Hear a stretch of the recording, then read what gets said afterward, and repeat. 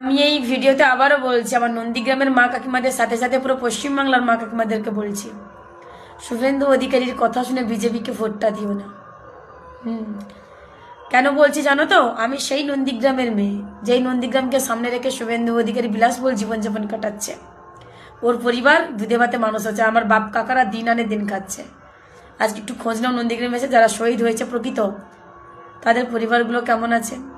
নন্দীগ্রামের রাস্তাঘাটগুলো দেখেছো, অন্ধকার জঙ্গলমহল হয়ে রয়েছে, কিছু হয়নি নন্দীগ্রামে। বুঝতে পেরেছ? তবু আমার মা কাকিমারা কিছু বোকা আছে, শুভেন্দুর কথা শুনে ভোট দেয়। কি বলতো, শুভেন্দু অধিকারী না ওই ধর্ম দিয়ে ঢুকিয়ে দিয়েছে মাথার মধ্যে।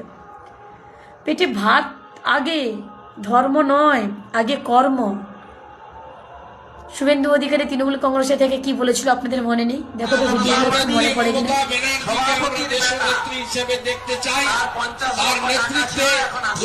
সরকার কৃষকের সরকার,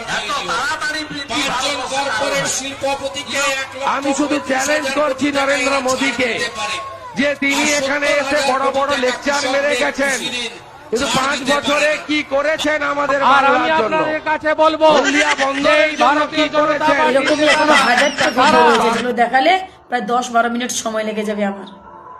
যে শুভেন্দু অধিকারী তৃণমূলে থেকে কাঁড়ি টাকা চুরি করেছে, কে দেখেনি বলতো যে শুভেন্দু অধিকারী টাকা নেয়নি? কে দেখেনি বলতো শুভেন্দু অধিকারী ইডি সাহেবের হাত থেকে বাঁচার জন্য তৃণমূল ছেড়ে বিজেপিতে গিয়েছে? কে দেখেনি বলতো? যারা আজকে শুভেন্দুর কথা শুনে বিজেপিকে ভোট দাও, তোমরা কি জানো না এই শুভেন্দু অধিকারী তৃণমূল ছেড়ে বিজেপিতে যাওয়ার পরে বাংলার হিন্দু মুসলমানের দাঙ্গা লেগেছে? না হিন্দু শান্তিতে আছে, না মুসলমান শান্তিতে আছে। হিন্দুরা ভাবছে যে আজকে রাতে কোনো দুর্ঘটনা যেন না ঘটে, অর্থাৎ আমাদের হিন্দু দিয়ে যেন হিন্দুদের কোনো মূর্তি ফুর্তি না ভাঙে। আর মুসলিমরা ভাবছে শুভেন্দু অধিকারী যেন নিজেদের হিন্দুদের ভুলটা যেন তাদের ঘাড়ের উপরে না চাপায়। কেউ শান্তিতে আছে? কেউ নেই।